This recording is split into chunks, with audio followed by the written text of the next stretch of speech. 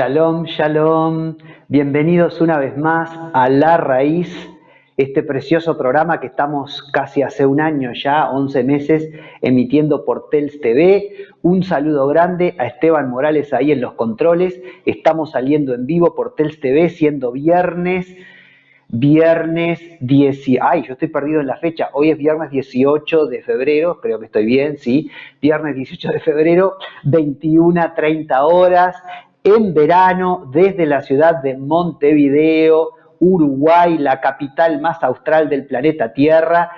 En este programa, La Raíz, si no lo estás viendo en directo, lo verás después por el canal de YouTube, La Raíz Estudios Mesiánicos con Pablo Modernel. Seguimos creciendo ahí el número de suscriptores, 138 suscriptores.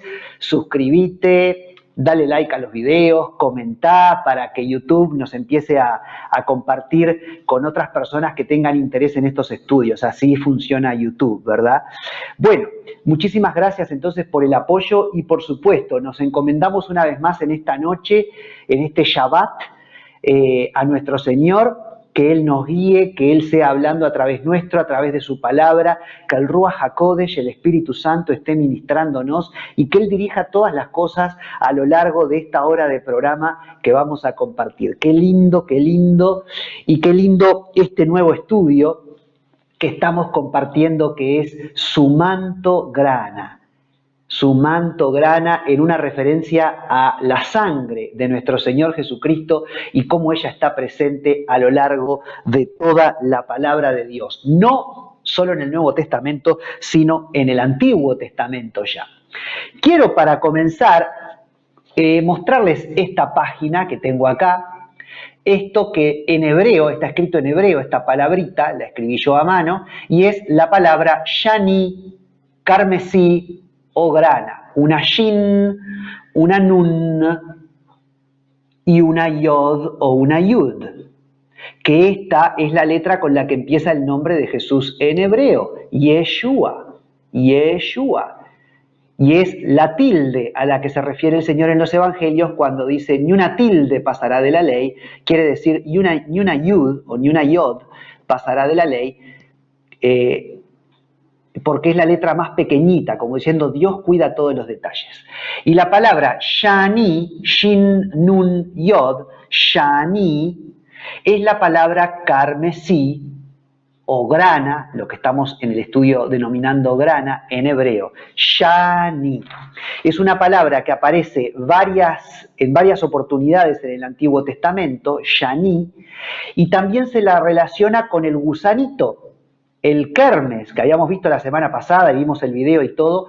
El kermes, que es el gusanito que pone el huevo, ese árbol, y que da origen a esa excrescencia roja que la planta, de donde se sacaba el color grana para teñir las telas en la antigüedad, el color carmesí, shani en hebreo entonces, o tolaat shani. Tolaat shani, por ejemplo, yo acá tengo un Antiguo Testamento transliterado hebreo, eso significa que está en hebreo como en el idioma original, y a continuación está escrito en español, y allí, por ejemplo, en Éxodo 25, capítulo 4, acá, más allá de que ustedes no lo alcancen a discernir bien, ay, estoy mal, estoy acá, ahí en morado aparece en la página la expresión shani, tolaat shani, que está literalmente traducido como carmesí de hilado, un hilado de carmesí, tolaat shani.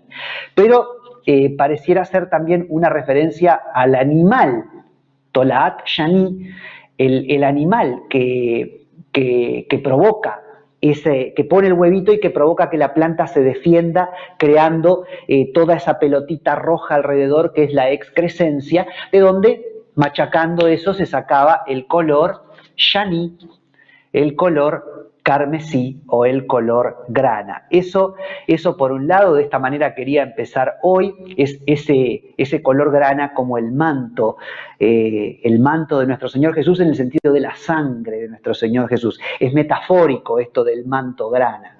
Es como para decir, la sangre del Señor Jesús, que ha sido su manto sobre nuestra vida, que es lo que estamos viendo, es lo que estamos aprendiendo en este estudio. Quiero aclarar también, porque yo siempre miro, como ustedes saben, los programas después que están grabados y en el aire y en YouTube, por si hay algún error o si hay algo que aclarar, al programa siguiente yo lo aclaro.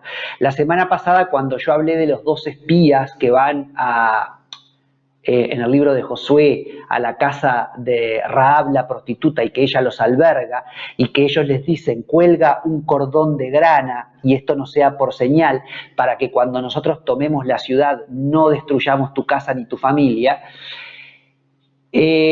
Como yo hablé también de los espías que Moisés envía a espiar la tierra prometida, no quiero que haya una confusión en este sentido. A ver, entendámonos.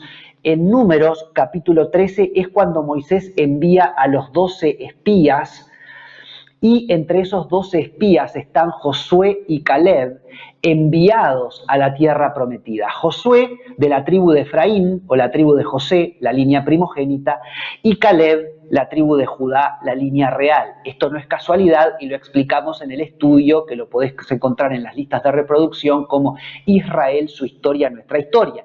El estudio número 4 que nosotros dimos. Nosotros con este estudio estamos completando el estudio número 11. Hemos dado ya 11 estudios en la raíz. Hay 11 listas de reproducción que tú vas a encontrar. Cada una de esas listas de reproducción consta de un estudio con 4, 5 o hasta 6 partes, excepto la lista de reproducción variados, que ahí son estudios de una sola sesión. Y hay ya 5 estudios incluidos en esa sesión, y vamos a seguir agregando ahí estudios que son los estudios que son cortos y que entonces no ameritan una lista de reproducción, pero están todos incluidos en la lista de reproducción variados. Pero aparte de esa lista de reproducción, hay 10 listas de reproducción más, incluyendo esta, su manto grana, y en una lista de reproducción que se llama Israel, su historia, nuestra historia, está explicado la conexión de Israel con la iglesia, y ahí explicamos las 2 casas de Israel, la línea primogénita, la línea real, y no es casualidad que 2 de los espías, que son los únicos que tuvieron fe para entender que sí podían entrar a la tierra prometida y tomarla, eran Josué y Caleb, de la línea de José y de la línea de Judá, la línea primogénita y la línea real. Pero eso está en Números 13. En efecto, después los hebreos entran en la tierra prometida y la van conquistando paulatinamente. Ahí es cuando en algún momento el propio Josué, ya en la tierra prometida, habiendo cruzado el Jordán, pero en una instancia posterior a Números 13, Josué, cuando se decide a poseer la ciudad de Jericó, que es hasta el momento actual la ciudad más antigua en el planeta Tierra, la ciudad más antigua que siempre se mantuvo habitada. Y hoy día todavía está habitada la ciudad de Jericó, en Jerusalén, en Israel, cerca de Jerusalén, pero en realidad, si no me equivoco, está bajo jurisdicción palestina, porque ustedes saben que en la tierra de Israel, hoy día, bajo dominio judío, hay una parte que es la Franja de Gaza, que está bajo jurisdicción palestina, y hay otras partes de Israel que también están bajo jurisdicción palestina, como por ejemplo Belén. Cuando tú querés conocer Belén, que yo fui, en las 2 oportunidades que fui a Israel, fuimos a Belén, pero tenés como que cruzar si bien está en territorio israelita, pero está bajo jurisdicción palestina, por lo tanto tú tenés que cruzar una frontera especial y es como si vos entraras a Palestina, como si salieras de Israel y entraras a tierra palestina.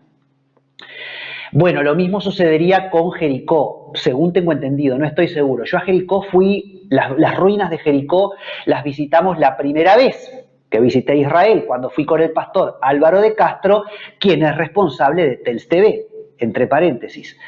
Bueno, entonces, visitamos las ruinas de Jericó, que están cerca de Jerusalén, y estas ruinas, están las ruinas de Jericó, pero también está la ciudad de Jericó hoy día habitada. Entonces Jericó es la ciudad más antigua del planeta Tierra que siempre permaneció habitada. Es decir, no quiere decir que no haya ciudades más antiguas, pero las ciudades más antiguas que Jericó hoy día no tienen habitantes, pueden tener ruinas pero no habitantes. Pero Jericó tiene las ruinas de la otrora Jericó, pero todavía es una ciudad habitada hoy día. Y bueno, ahí era donde vivía la prostituta Rahab. Y ahí es donde Rahab cuelga el hilo grana una vez que ella recibió la visita de los 2 espías que Josué mandó. Y ella por fe los albergó en su casa. Entonces los 2 espías le dicen, bueno, vamos a entrar con Josué a tomar posesión de esta tierra, pero al ver el hilo grana pendiendo de tu casa, no vamos a tocar a tu casa ni a tu familia. Y así fue. Y de hecho después Rahab se va a casar y va con un hebreo y se va a transformar en una ascendiente por línea directa de nuestro Señor Jesucristo. Una mujer que por fe abraza la fe de Israel y se vuelve una judía, una hebrea, para ser más específico. Esto lo quería aclarar por si habían quedado dudas de la clase pasada. Y hablando de Rahab, que se vuelve un ascendiente de nuestro Señor Jesucristo, esto de las genealogías en la Biblia nunca está dicho por casualidad, sino con un propósito.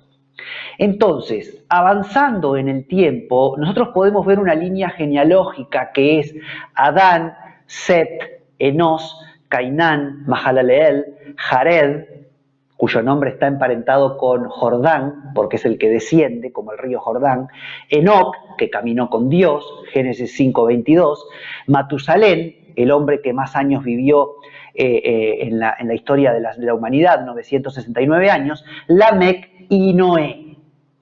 Hay una línea genealógica partiendo de Adán y de Set, el que se transformó en un adorador, el sustituto de Abel. La clase pasada terminamos viendo cómo Abel le había ofrecido lo mejor de sus becerros, derramando su sangre, la sangre de esos becerros, para el Señor.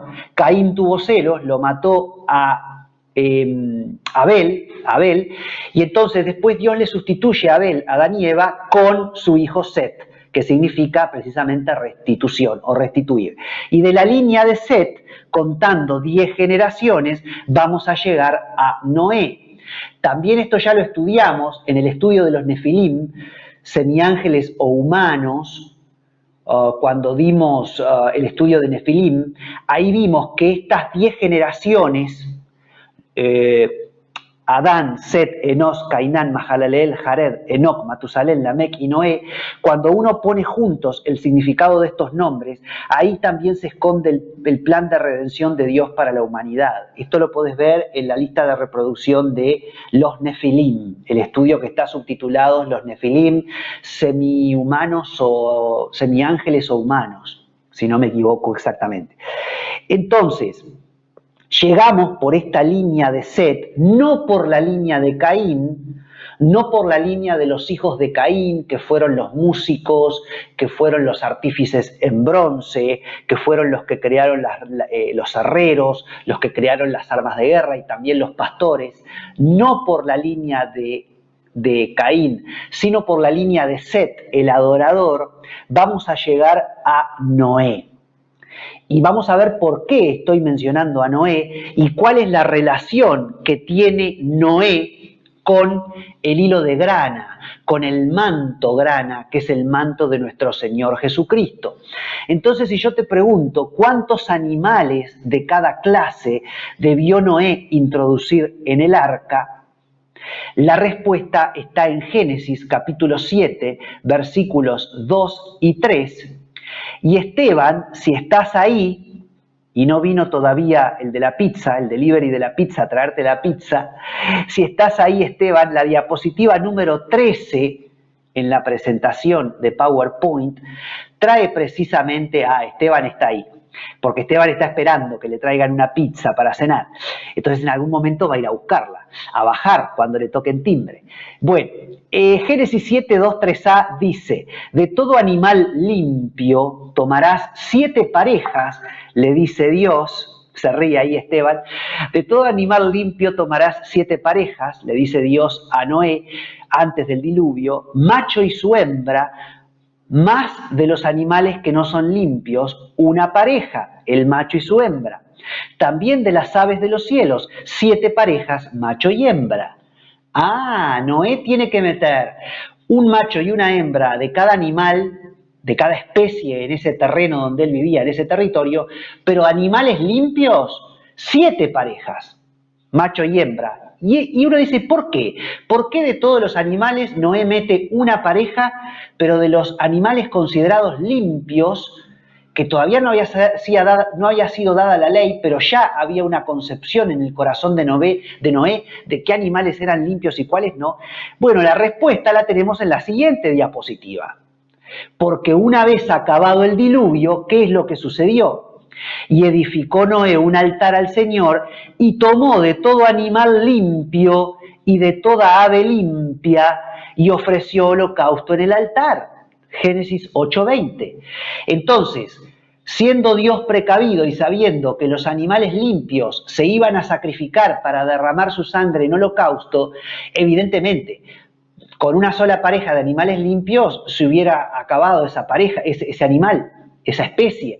Entonces por eso Dios le manda 7 parejas, porque muchos de esos animales iban a ser derramada su sangre en holocausto. Era un tipo del sacrificio que evidentemente es tipo de la sangre de nuestro Señor, que iba a ser derramada en sacrificio.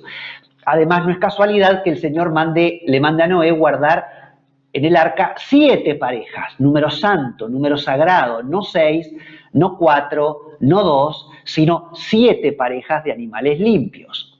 Y en la siguiente diapositiva todavía tenemos este gran secreto de la Torá, que lo encontramos en Levítico 17:11, porque la vida de la carne en la sangre está, y yo os la he dado para hacer expiación, perdón, ¿sí?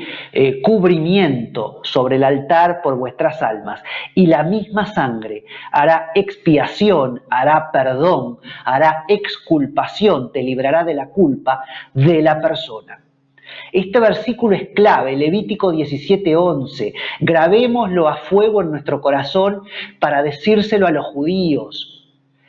Porque los judíos te dicen, ¿y dónde está en el Antiguo Testamento que la sangre hará expiación y que es necesario el derramamiento de sangre? Levítico 17:11, no es invento de la iglesia cristiana. Levítico 17:11, la vida de la carne en la sangre está.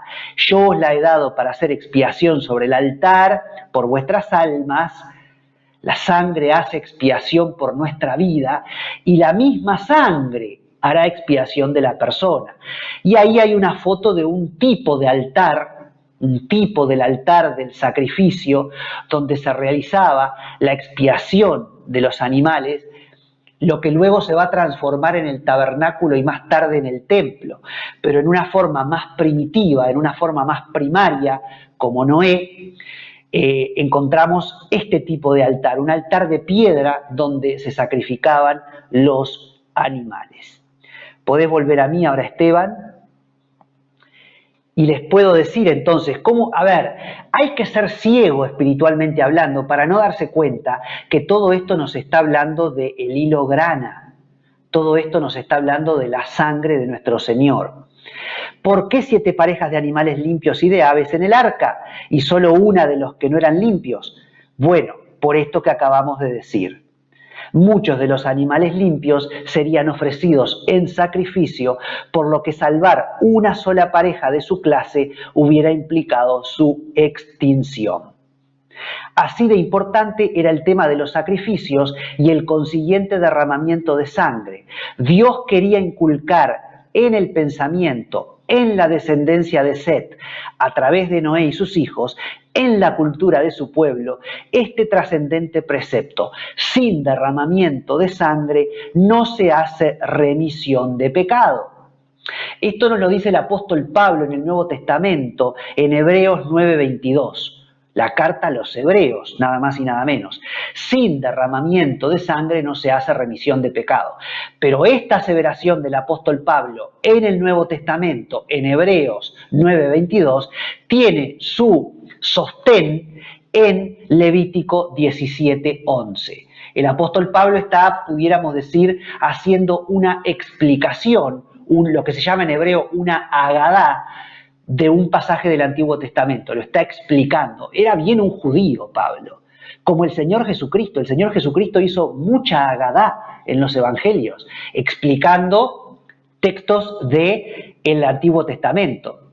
También acá lo hace Pablo. En Hebreos, Pablo está haciendo una agadá de Levítico 17:11, cosa que también vimos en el estudio de los Nefilim, cuando vimos que en la carta de Judas, cuando hace una referencia al libro de Enoc, en realidad está haciendo una agadá de un texto del Antiguo Testamento que hablaba del retorno del Señor con sus miríadas de ángeles y de santos, ¿verdad? Es una agadá de un texto del Antiguo Testamento. En realidad, el libro de Enoc, que era popular en medio de la cultura judía, Judas lo está citando en el Nuevo Testamento de manera, digamos, de manera secundaria. En realidad, Judas, como buen judío, está haciendo una agadá del Antiguo Testamento de un texto que hablaba de esto, del retorno del Señor con sus santos. Como Pablo está haciendo acá una agadá de Levítico, como Jesús hizo una agadá en muchos casos en los evangelios de textos del Antiguo Testamento. Eran todos judíos. Todos judíos, Pablo, nuestro Señor Jesucristo, Judas. Entonces, como buenos judíos, maestros de la ley, hacían agadá, hacían una explicación de lo que el Antiguo Testamento contenía. Con posterioridad a Noé, Job, quien no sabemos si era descendiente de Set, es definido como un hombre perfecto y recto, temeroso y apartado del mal, que se levantaba de mañana y ¿qué hacía Job? Ofrecía holocaustos. Job también ofrecía holocaustos, porque decía Job, quizá habrán pecado mis hijos y habrán blasfemado contra Dios en sus corazones. Job 1 y 5. Job también ofrecía holocaustos. Seguimos viendo el manto grana, su manto grana a lo largo de toda la historia. El final del libro, que cuenta su historia, la historia de Job, lo vuelve a descubrir a Job ante sus amigos como un intercesor, un sacerdote que ofrece sacrificios, un sacerdote ordenado por Dios. Porque dice Job 42, capítulo 42, versículo 8, tomaos 7 becerros y 7 carneros, e id a mi siervo Job, y ofreced holocausto por vosotros, y mi siervo Job orará por vosotros, porque de cierto a él atenderé. Esto le está diciendo el Señor a los amigos de Job, ¿no? Tomaos 7 becerros, número santo nuevamente, y 7 carneros, 2 veces 7, doblemente santo, e id a mi siervo y ofreced holocausto, derramar sangre de estos animales, de estos becerros, por vosotros, derramar su sangre por vosotros, porque como leímos en Levítico 17:11, la sangre de los becerros hará expiación por vuestra vida. Y dice, y mi siervo Job orará por vosotros, Job siendo un sacerdote del Eterno, porque de cierto a él atenderé, le dice Dios a los amigos de Job. Es decir, yo voy a atender a la oración de mi siervo Job, que ya Job, muy antes de esto, muy tempranamente, derramaba sangre de becerros por sus hijos. En el capítulo 1 de Job lo descubrimos. Entonces, versículo 5, vemos cómo el tema de la sangre y el tema de el derramar sangre para perdonar pecados estaba ya siendo ministrado por el Espíritu Santo, por el Ruach HaKodesh, dentro de la vida, dentro del corazón, del alma, lo que se dice en hebreo la nefesh de los hijos de Dios, el alma de los hijos de Dios. Dios estaba preparando el camino hasta que llegara la bendita sangre de nuestro Señor Jesucristo derramada sobre el madero. pero hay una progresión en la revelación de Dios, que esto también lo estudiamos en el estudio de los Nefilim. Hay una progresión, Dios va revelando su plan en manera progresiva, y lo habíamos visto en el estudio de los Nefilim, porque cuando habla en el capítulo 6 de las hijas de Dios, de los hijos de Dios, que se enamoran de las hijas de los hombres, estos hijos de Dios, según la progresión con la que el Génesis viene en los capítulos anteriores, se refiere a la descendencia de Set. Todo tiene que ver, tiene que haber una coherencia, hay una coherencia. Entre estos 11 estudios que venimos dando, hay una coherencia, hay una interrelación. Por eso también yo te animo a que si estás viendo por primera vez este canal o este programa y estás viendo este estudio, después tú te vayas interiorizando con los otros estudios. Porque un estudio enriquece al otro y porque un concepto que se da en un estudio se reafirma en el otro estudio. Y a veces yo te lo enseño en un estudio, pero no es suficiente para que lo aprendas. Pero cuando vos lo volvés a ver y yo te refresco que ya lo di en otro estudio, ahí nosotros vamos no solamente aprendiendo de enseñar, de aprender, sino aprehendiendo, con una H en el medio, aprendiendo, es decir, tomando, haciendo, siendo nosotros los dueños de estos conceptos. A mí me ha pasado como maestro, yo de estudiar la palabra durante años y años y años, estudiarla, meditarla, y después al enseñar la palabra, dicen que es la mejor forma de aprender. Cuando uno enseña, uno aprende también. Entonces, bueno, vos vas aprendiendo y aprehendiendo. Es decir, aprendiendo y además tomando, haciendo estos conceptos, internalizándolos, y llega un momento que son tuyos. Hay gente que a veces dice, Pablo, ¿cómo haces para saber tantas cosas? ¿O cómo te acordás de tantos detalles? Bueno, porque son años y años ahí, y finalmente uno se empapa de todo esto, y eso ya empieza a ser uno contigo. Y así es el Señor, y el Señor va revelando gota a gota de esa preciosa sangre en manera progresiva. Es como que el Señor te va dando enseñanzas y vos vas aprendiendo por sedimento. El sedimento en el fondo del mar. Ustedes saben que hay lugares en el planeta Tierra que en algún momento eran agua y hoy día son tierra, porque las tormentas, las inundaciones han ido depositando capa de tierra sobre capa de tierra, y por una función de sedimento, por una cuestión de sedimento, se ha ido formando capa de tierra sobre capa de tierra hasta que al final se forma una isla o una península, y donde había agua ahora hay tierra sólida, porque hay una solidificación y es por sedimento. Así también es la revelación de Dios, es progresiva, es por capas, es por sedimento. Y así también es nuestro caminar, nuestro aprendizaje de Dios, nuestro conocimiento de Dios en el caminar con Él. Es de a poco, es por sedimento. Y el Señor se tomó su trabajo desde el año 4000 a.C. con Adán y Eva, cuando mata animales por primera vez y cubre a Adán y Eva, como vimos la clase pasada. El Señor cubre a Adán y Eva con pieles. Ahí ya el Señor está dando una indicativa de lo que va a ser el manto grana, el derramamiento de sangre de animales necesario, con mucho dolor, y estudiamos por qué la clase pasada, por qué a Dios le dolió derramar esa sangre de esos primeros animales con cuyas pieles cubrió a Adán y Eva. Bueno, ya ahí en el año 4000, el Señor empieza a pautar el camino que 4000 años después se va a concretar con el derramamiento de la sangre de Jesús en la cruz, que nos va a cubrir, ese manto grana que nos va a cubrir.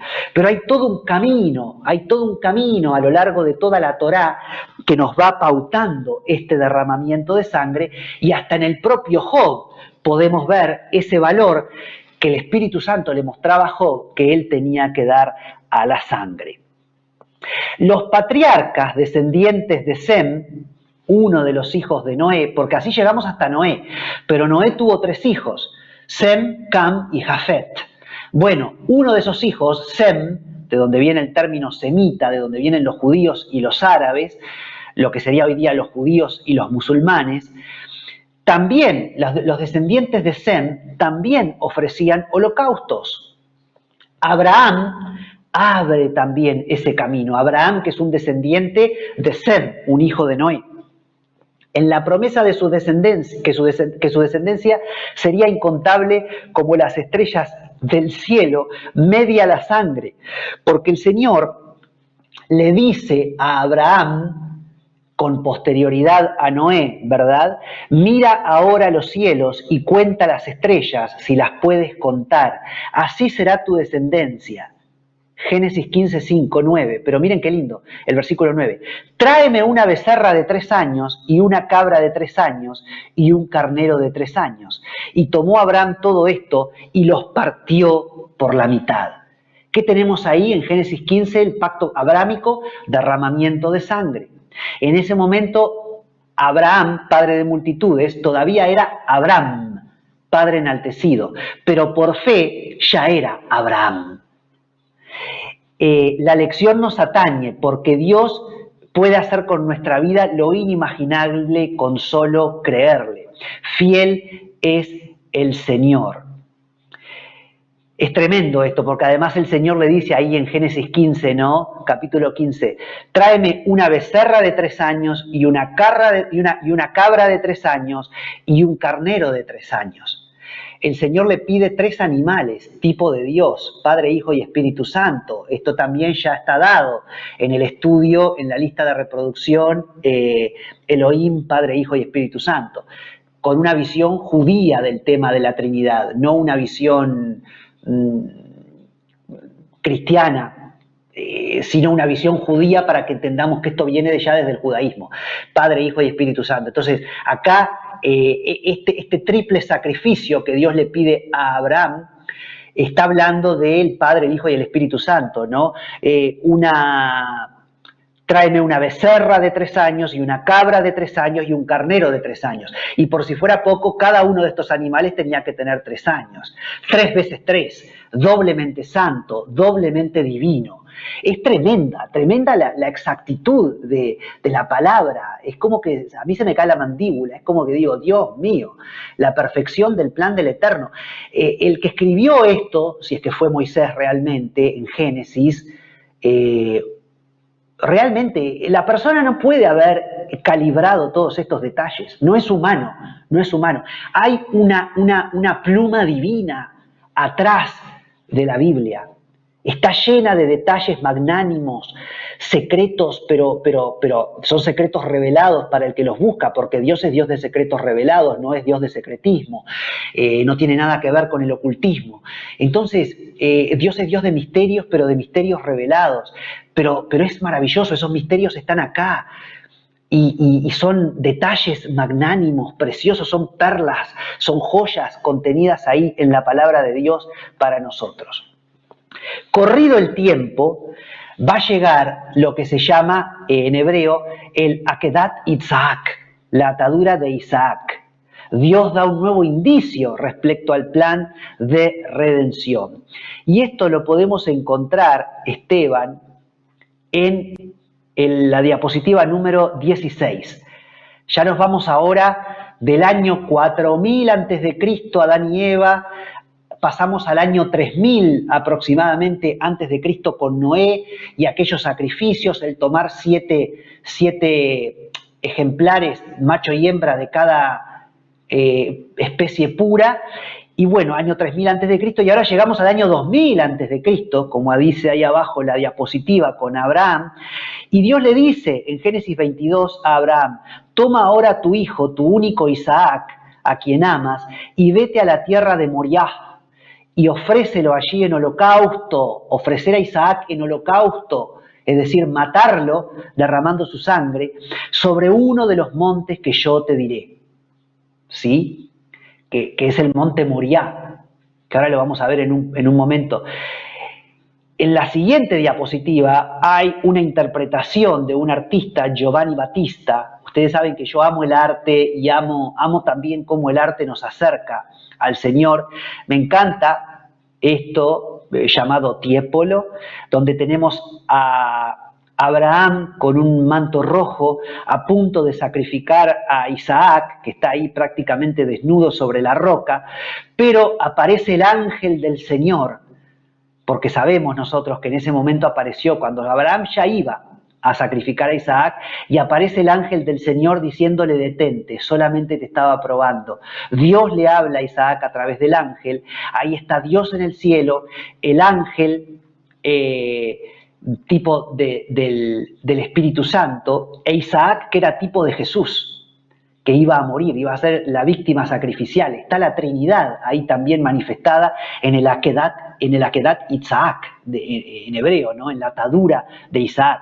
Tremendo, ¿no? Dios en el Padre a través de un ángel sobre la criatura que iba a ser sacrificada. Padre, Hijo y Espíritu Santo. Y es precioso porque en esta visión de este artista, Giovanni Battista, no solamente Abraham tiene un manto sangre, ¿no? Abraham estaba dispuesto a derramar la sangre de su hijo, sino que a este artista se le ocurre pintar al ángel con un color rojo, con un manto sangre, símbolo de que el Señor iba a asumir ese sacrificio. No iba a ser necesario que Isaac derramara su sangre, por eso Isaac está desnudo y sin ningún color rojo sobre él. Maravilloso el arte, ¿eh? Maravillosa la visión de Giovanni Battista. Isaac no tenía que derramar sangre. El Señor mismo, a través de ese ángel que tiene ese manto rojo en el cielo, es el que está diciendo: yo voy a asumir el derramamiento de la sangre, no la va a tener que derramar tu hijo. Que no te duela más tu corazón, porque tu corazón, Abraham, está derramando sangre. Por eso Abraham está con un manto rojo, ¿verdad? Como, ¿cuánto te duele lo que vas a tener que hacer? Pero tranquilo, no lo vas a tener que hacer, porque ese dolor tuyo como padre lo asumo yo en la figura del ángel. Yo, a través de mi hijo Jesús, dentro de 2000 años voy a derramar mi sangre, porque mi hijo soy yo, porque mi hijo es mi esencia. Y así como a ti te dolería derramar la sangre de Isaac, yo voy a derramar la sangre de mi hijo dentro de 2000 años. Y mi hijo, de motu propio y por propia decisión, va a elegir derramar su sangre. Precioso. Hagamos un momento de... Podés mantener la diapositiva, Esteban. Vamos a mantener ahí reflexionando, ¿no? El valor de la sangre y el valor de lo que Jesús hizo por nosotros. La sangre de nuestro Mashiach. Y en la siguiente diapositiva, la diapositiva número 18, aparece ahí nada más y nada menos que el domo de la roca, que ya lo hemos explicado, esa cúpula dorada en cobre del año 700 después de Cristo, un monumento, no es una mezquita, que quede claro, pero es un lugar de adoración para los musulmanes, porque ellos creen que en ese lugar Abraham estuvo a punto de sacrificar a Ismael. Ellos cambiaron la historia. Mahoma en el 600 a.C. inventa que el que estuvo a punto de ser sacrificado fue Ismael y no Isaac. Pero para cuando Mahoma decide esto, año 600 después de Cristo, el judaísmo ya tenía 2600 años confesando que quien había estado a punto de ser sacrificado en ese lugar y en esa roca era Isaac. Y ese lugar precisamente es lo que hoy día se conoce como el Monte Moriah o el Monte Moria. Y ven que por debajo de ese lugar, lo que se llama la explanada de las mezquitas, donde está esa cúpula dorada, pero también está una mezquita famosa que se llama la Mezquita de Al-Aqsa, y es un lugar enorme, una explanada enorme donde hay árboles. Yo todavía nunca la recorrí y en mi tercer viaje a Israel sí o sí quiero subir a la explanada de las mezquitas y estar ahí. No puedo entrar como cristiano adentro, debajo del domo de la roca. Si sos cristiano, si sos judío, no podés entrar. Solamente los musulmanes pueden entrar debajo de ese lugar donde está la parte superior de la roca donde Abraham estuvo a punto de sacrificar a Isaac. Pero sí quiero caminar a lo largo de la explanada de las mezquitas, donde está la mezquita de Al-Aqsa y donde hay árboles. Bueno, y por debajo de toda esa estructura está el Muro de los Lamentos, que lo vemos ahí en la foto, y donde sí yo estuve fue en la parte subterránea, digamos, de ese domo de la roca de cobre, y a nivel subterráneo sí llegué a estar en lo que es la base de la roca, cuya parte superior está allá, en el domo de la roca. Pero nosotros sí estuvimos en la base de la roca donde Abraham habría estado a punto de sacrificar a su hijo Isaac. Tremendo, tremendo el Señor. Ahora sí, Esteban, podés volver a mí. Yo como que lo tengo a Esteban para atrás y para adelante con este tema, ¿no? de las diapositivas. Corrido el tiempo, entonces tenemos este Akedat Isaac. Pero 2 generaciones más adelante, después de Abraham y después de Isaac, vamos a ver al nieto de Abraham y al padre de las 12 tribus de Israel, a Jacob, levantando altares al Señor y derramando sobre ellos libaciones y aceite, como una constante en su vida en los momentos de mayor trascendencia. Esto lo podemos ver, por ejemplo, en Génesis 28, 18 o en Génesis 35, 14. Génesis capítulo 28, Génesis capítulo 35 son 2 capítulos muy importantes donde el nieto de Abraham, Jacob, y el hijo de Isaac derrama sangre, presenta altares. Era una persona que en medio de todos sus defectos buscaba al Señor, y de esto también hemos hablado.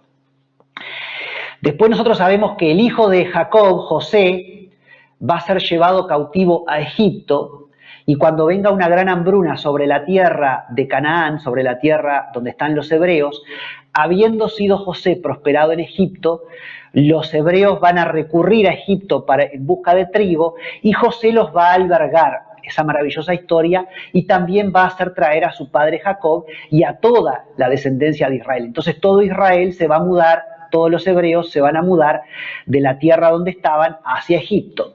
Y ahí van a terminar, corrido el tiempo, 430 años esclavos, hasta que llegue la liberación por mano de Moisés. A ver, año 4000 antes de Cristo Adán y Eva, año 3000 antes de Cristo Noé, año 2000 antes de Cristo Abraham y Jacob, año 1500 antes de Cristo Moisés saliendo con los hebreos desde Egipto. La Pascua, tras los 430 años de esclavitud de la descendencia de Jacob en Egipto, pauta un nuevo mojón en el trazo del providencial plan. Y tenemos el famoso texto de la Pascua: tómese cada uno un cordero sin defecto apartado, según las familias, un cordero por familia, y lo inmolará. Y tomarán de la sangre, le dice el Señor a Moisés, y tomarán de la sangre y la pondrán en los 2 postes y el dintel de las casas en que lo han de comer, al cordero. Guardaréis esto por estatuto para siempre. Todavía no habían salido de Egipto y ya el Señor les está diciendo: van a salir y van a salir en victoria y van a guardar esto por estatuto para siempre. Y cuando os dijeren vuestros hijos: ¿qué es este rito vuestro?, vosotros responderéis: es la víctima de la Pascua del Señor, el cual pasó por encima de las casas de los hijos de Israel en Egipto, cuando hirió a los egipcios y libró nuestras casas. Éxodo 12, capítulos 3, Éxodo 12, capítulo 13, Éxodo capítulo 12, versículos 3, 6, 7, 24, 26 y 27. Si nosotros nos vamos a las diapositivas, en la diapositiva número 19 tenemos precisamente este texto que acabo de citar, de Éxodo 12, versículos 3, 6, 7, 24, 26, 27. Fíjense en el texto que yo acabo de leer, yo acá lo remarqué en un color grana, en un color carmesí, un cordero que va a ser inmolado, quemado, es decir, que se va a derramar la sangre de ese cordero antes y se va a poner, ¿verdad? Se va a derramar su sangre y luego el cordero se va a inmolar o se va a quemar. Tomarán de la sangre, ahí aparece la sangre, es la víctima de la Pascua. Todo esto nos está hablando de la sangre, la sangre, la sangre. El hilo de grana, el cordón de grana, está hablando esto de el manto grana de nuestro Señor. Y en la siguiente diapositiva tenemos precisamente esos corderos cuya sangre se tenía que derramar una vez degollados, y luego estos corderos eran presentados en sacrificio. Algo que nos produce hasta dolor, porque es tan tierno este animal, que te produce como dolor. Y hoy día que hay una defensa tan acérrima por muchos grupos sobre los animales, uno dice, ¿cómo puede el ser humano llegar a matar un animal, ¿no? Y derramar su sangre para comerlo, sencillamente? Bueno, imagínense el dolor del Padre cuando Jesús da su vida, pero que al Padre le dolió tanto como al Hijo esa muerte, porque muchas veces uno piensa, ay, qué cruel el Padre que lo mandó al Hijo, a mí no me importa el Padre, a mí me importa el Hijo. No, el Hijo de motu propio puso su vida. Él dice en el Evangelio de Juan, nadie me quita la vida sino que yo de mí mismo la pongo. Pero al Padre, cuando Jesús derramó su sangre, ¿vos te creés que no le dolió? Le dolió tanto como al Hijo. Ojo con eso. Y en la siguiente diapositiva vemos precisamente esto que decía el texto de Éxodo capítulo 12, la ordenanza de Dios, ¿no? Con la sangre de ese cordero, porque el cordero lo iban a quemar y lo iban a comer, pero antes lo iban a degollar y lo iban a desangrar. Y con la sangre de ese cordero iban a marcar los postes y los dinteles de las casas, de modo tal que el ángel del Señor, al ver esa sangre, no entrara en las casas de los hebreos y no matara a los primogénitos. Pero las casas que no estaban marcadas con esa sangre, el juicio de Dios iba a caer sobre ellos y la muerte iba a caer sobre ellos. Por eso nosotros, cuando aceptamos el sacrificio de Jesús en la cruz y nos cubrimos con su sangre, con su manto grana, el juicio de Dios no nos cae y el día que muramos no vamos a vivir separados de Dios, sino que vamos a vivir junto con Él. Pero por eso, el que no tome de la sangre de Cristo y crea en el sacrificio de Cristo y marque sus puertas, las puertas de su casa, es decir, que marque su vida con la sangre derramada por Cristo en la cruz, para esa persona, por buena que sea, por muchas obras de caridad que haya hecho, aunque no haya matado, aunque no haya violado, aunque no haya robado, aunque haya sido un buen ciudadano y haya pagado todos sus impuestos durante toda su vida, aunque haya hecho el bien a los demás, igual, si no tuvo fe en la sangre expiatoria de Cristo y creyó que su propia vida podía justificarlo y fue orgulloso y no fue humilde, no le va a servir su propia sangre para limpiarlo delante de Dios. Necesita esa persona creer en la sangre de Cristo para que la gracia de Dios lo alcance, para que el juicio de Dios no lo alcance y para poder vivir la eternidad junto al Señor. Solo a través de nuestro Señor Jesucristo. Es solo a través de nuestro Señor Jesucristo y no en ninguna otra manera. Solo a través de nuestro Señor Jesucristo. Muy bien. ¿Podés volver a mí ahora, Esteban? Y quiero aclarar que hasta este punto de la historia el sacrificio era individual. El sacrificio era individual, es decir, el sacrificio servía para la persona. Cuando Jacob le presenta, año 1900 aproximadamente antes de Cristo, sacrificios al Señor, eran sacrificios individuales. Cuando Abraham le presentaba sacrificios al Señor, año 2000 antes de Cristo, eran sacrificios individuales. Cuando Noé presentaba sacrificios, eran sacrificios individuales. Pero a partir de la Pascua, a partir de Éxodo capítulo 12, el sacrificio pasa a ser por familia. ¿Por qué el sacrificio pasa a ser por familia? Porque dice Éxodo específicamente que tienen que matar un cordero por familia. Y si da más de toda la familia al cordero, entonces pueden invitar a otras personas para que se sumen a esa familia. Y ese cordero va a hacer expiación por toda la familia. Entonces, los extranjeros también fueron invitados a integrarse a este camino de fe ya desde Egipto. Él y su vecino inmediato a su camarero, Éxodo 12:4. Entonces, a partir de ese sacrificio de la Pascua, lo que tenemos que entender es que el sacrificio pasa de ir a ser un sacrificio familiar. ¿sí? Por esto también va al tema de la progresión. Hay una progresión en el plan de salvación de nuestro Dios. Y después vamos a ver todavía más adelante que una vez instituida la fiesta solemne de Yom Kippur, el día de la expiación, el sacrificio va a ser por toda la nación. Finalmente, tras el arribo de la era mesiánica, el sacrificio va a alcanzar un nivel universal. He aquí el Cordero de Dios que quita el pecado del mundo, dice Juan 1:29. Entonces vemos nuevamente esto de la revelación progresiva de Dios, de un sacrificio individual a un sacrificio familiar en la Pascua, a un sacrificio nacional o del país entero en Yom Kippur, el día de la expiación, a un sacrificio universal, mundial, a partir del derramamiento de la sangre de Cristo, cuando Él instaure el nuevo pacto en el Mesías. El plan mesiánico de redención no ha cambiado, pero hay una progresión, al menos en la luz que vamos adquiriendo para entenderlo. Aunque el Señor ya lo sabe desde antes de la fundación del mundo, evidentemente. Esto es una constante en el misterio de la revelación de Dios al hombre a lo largo de toda la historia. Se observa en muchos aspectos, aún, mirá lo que te voy a decir, aún en el diseño del tabernáculo y el templo. ¿Sí?